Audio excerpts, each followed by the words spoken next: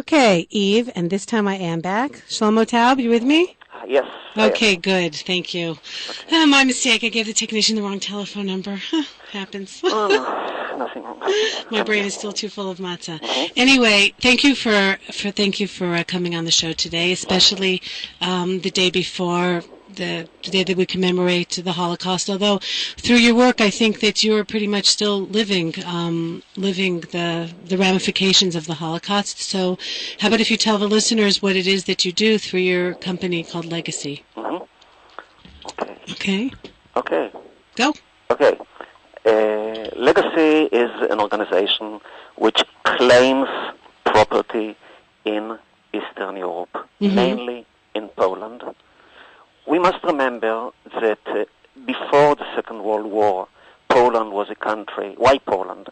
We must remember that Poland was a country of 3.5 million Jews. Mm-hmm. Unfortunately, only 300,000 left. The 3.5 million. This is shocking, but I know that everybody knows these numbers. Mm-hmm. But as shocking as it is, property wasn't erased. Life was erased. Property was not. Mm-hmm. My point is to call for awareness, and we are doing it on and on, every few weeks, every few months, all over the world, wherever we reach, awareness. Mm-hmm. Those 300,000 people who survived, they have rights to claim what was never erased, what was never destroyed. It is there, being used. We say, go take it. If you cannot take it, sue for it, claim. Otherwise, everything is erased and lost, because time is of an essence. That's the main point of this program, I think. Now, it is clear, Shlomo, that you're very passionate about what you do. How did you get into this? Because this is a private concern. You weren't hired by the government or by anybody to go after property of Jews who were killed and property that belongs to their heirs. This involved you as well, I hear? Definitely. I must say very strongly that there are many organizations that put their hand in and are dealing or dealt with such a success or another success with the issue of restitution, property claims, etc. There is a Sochnut HaYehudit, there is a Congress, there is a Bnei Brit, joint, there's like 10 or 20 organizations all over the world. Right. Unfortunately, the number of $40 billion of assets and properties and businesses and land still exist in Poland, not touched Jewish property. Unfortunately, according to a report that was done by the Israeli government not very long ago in 2005, the overall number is 150 billion US dollars in numbers of 1997's value. So it's property that belongs to Jews, but Jewish is not property, private Jewish plus a community property. Community property is only 5% of the total. So you can just imagine what is the total of the private. Well, I would think it's obvious why the Polish government isn't going to cooperate here. No? To a certain degree? Definitely. Speaking about those kinds of figures? Well, the Polish government, that's a different episode. I would like to לפזר את הענן, את האבק, to blow away some of the smoke. Right. Clear away some of the smoke, right. The Polish government, it's a very, very special, they act very specially. There's actually a cynical game being played over there.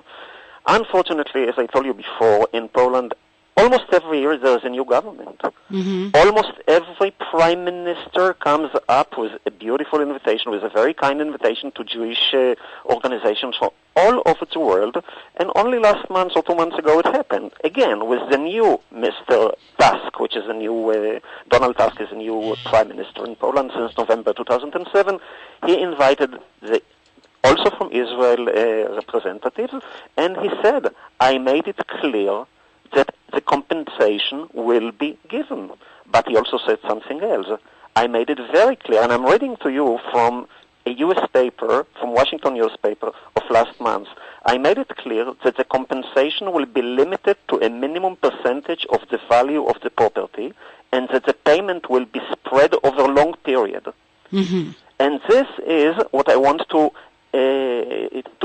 tell to people who come to us on a daily basis and ask, hey, Shlomo, we hear that there is in Poland, which is a massive Jewry was from there, is from there, they are giving something. There is light in the end of the tunnel. Mm-hmm. 10 there or 15%. Is no light. There is a long, cynical game. Because this long period that the Polish people are going to play with, within the law, within the constitution law which they are talking about, and to whoever doesn't know, the Polish government, the same, has offered a constitution to constitute a law for restitution of 10 to 15% of the value. Mm-hmm. What is the cynical game? They don't say value of what. The value can be of a value of today, real 1930. Mm-hmm. 1930, or some estimation. Mm-hmm. So we already know, according to Mr. Tusk's declaration, that it's going to be the lowest. We already know that it's going to be very long, and we already know that whoever will stand in line will have to prove that he's entitled. Meaning that out of the number of Holocaust survivors that are entitled to stand in line, many will just end their life during standing in line. Right. Because how old can they be? Right. They can be in their 90s. And their children it's too much trouble. They're involved with their own lives. Too much trouble. Second generation will never be as strong and passionate and understanding and with data, just like the old generation. Mm-hmm. So how do you help people? What do? You have offices in different parts of Eastern Europe? You have lawyers? Actually, before answering this question, I'd like to answer a previous question that you asked me. Okay. How did I get to it? Right. I was born in Poland after the war, and my family stayed in Poland. They decided to establish their life as Holocaust survivors in Krakow, and they owned property there. And we were always told, we came to Israel in 1951, we always were told that there is property that we owned and nobody can and should go and touch it because nobody should step on Polish soil. Years after, many years after, which means about 10 years ago, I've decided that I would like to see what my parents spoke about. What is it? And I saw beautiful residential homes in the middle of Krakow, in the Jewish area, in Kazimierz, and one in Podgórz, which is right near the Wisla River, beautiful scenery from the windows, standing buildings in a good condition, and Polish people living there. And I didn't even know if they know that there was once a Jewish owner. Mm-hmm. I decided to go to find out, and authorities, how are they manage these properties, and I was told that there is an administration that cares or takes care of these buildings on behalf of Jews that are not here anymore. Absentee owners, as it were? Mm-hmm. Right. And my parents were still registered as owners. Are your parents still alive? No. So you didn't do this until after they had passed away? Right. I did it after they passed away. Right. And luckily, they were registered, and more than that, it was very easy. It was a piece of cake to go to prove that I'm the heir because I'm their son. So I went and I conducted the inheritance procedure with a legal office that I've met. And I was looking. I made some market research for law offices that will be willing to deal with such a procedure, and I found a few law offices that were willing to collaborate with me. And it took me 2 years to be invited to stand in front of a judge in Krakow and to be awarded of 2 beautiful residential homes and as owners.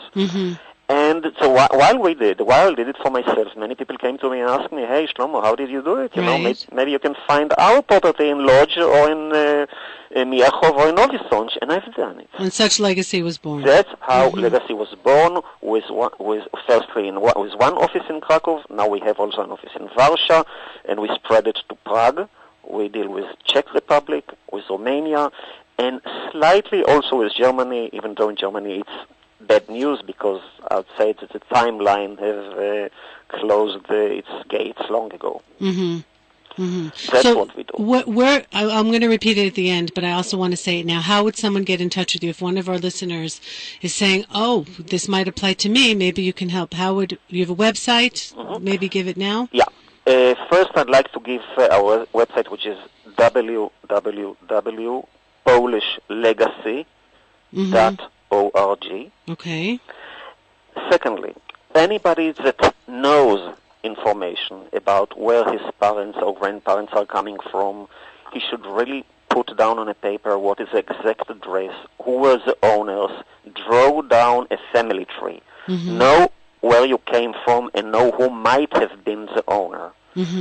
Then you'll be able to start even the procedure to verify if you have any chance to become an owner. Because property in 60 years may have gone through different stages. Right. Okay, but in any case, finding out if there is such a chance, it's always worthwhile. And I must say that out of every 10 properties that we make our analysis, between 2 to 3 properties are going back to ownership of Jewish clients. Really? Yeah. What do most people do? Do they sell them then? Yeah. Yeah, they do? They don't want to be connected anymore. Nobody wants to hold it because to manage a property that you own in abroad, I mean in a country like Poland, is playing with the unknown, and it's not a good business to hold it over there. You want to sell it immediately, even for less money, but you want out. But get it first. Right. Don't lose the momentum.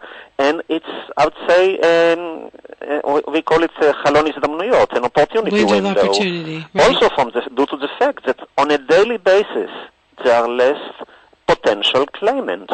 Every day there are less potential claimants due to few factors. One of them is that the old people, unfortunately, are going to another world, and the second generation, as you said, is less interested. Second, Polish and just as other countries are erasing old buildings. Old buildings in good conditions may be erased also because they want to put a bank over there in the area, they want to change it to a town hall, etc. So you lose the building. Definitely. Or you could make a claim on the land, or that would be very difficult. It would be more difficult. More difficult. Especially if it is nationalized. So that's what we do. We find if it is nationalized, we find if it exists, what is the value. According to the value, we decide if there is any business prospect for the client to go for it. But not doing nothing is just a waste. It's just a waste not doing nothing. I mean, excuse me if this next question is foolish or naive, but why didn't what took for you to come almost 60 years later to get this done? You know, we hear a lot about Germany paid reparations to survivors or to the State of Israel many, many years ago. But there's so much out there, and you're probably just dealing with a part of it, with Poland. There's more out there.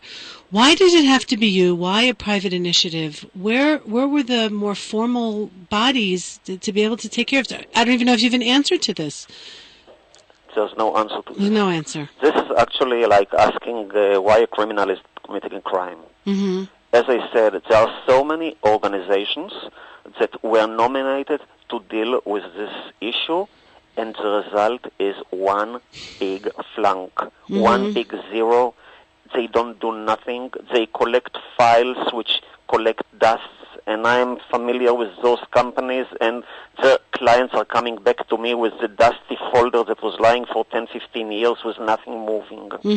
Just nothing moving. The fact is that the claim has to be done against the law over there, or in a certain way that you don't antagonize the law in order to make a client an heir. I became an heir in 2 years. I mean, what's the big deal? My father was the owner. I'm a son. That's it. Property can be mine immediately. Can you imagine out of the 280, 300,000 people that survived it, they will start to do it on the beginning of 2001, let's say 1999, or when the communism fell. Okay, so people could have gone to Poland and start to move on it, but nothing was moved on the national base, on the national level. whoever is dealing with the issue today is מחלקת הגמלאים, which is Rafi Eitan with his... The pensioners. Right, with the pensioners. This is not a business for pensionerim. It's not a business for people who are going to be in a position for a short period of time. Just like in Poland, every year a new government is coming and the next one is starting from the beginning.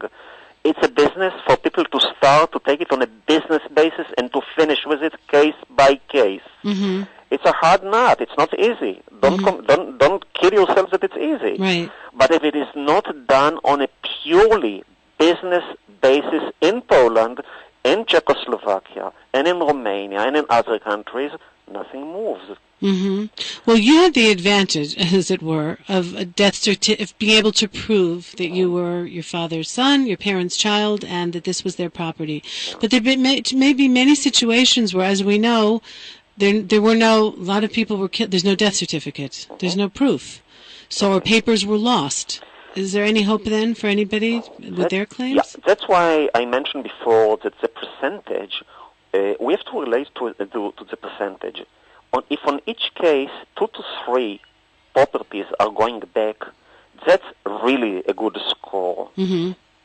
8 or 7, unfortunately, will fall in this basket of no marriage certificate, mm-hmm. no proof, or among those people will be people that do not deserve to be owners. I have people come to me and ask me for property, and when I claim in Krakow, for example, and when I ask them what is your connection to the owner after they drew to me the family tree, I didn't see their name on, and they say there is no connection. Why should there be a connection? So I say, okay, forget it. It was a very nice discussion, good coffee, that's it. Right. It must be a pure connection between the claimant and the previous owner. Mm-hmm.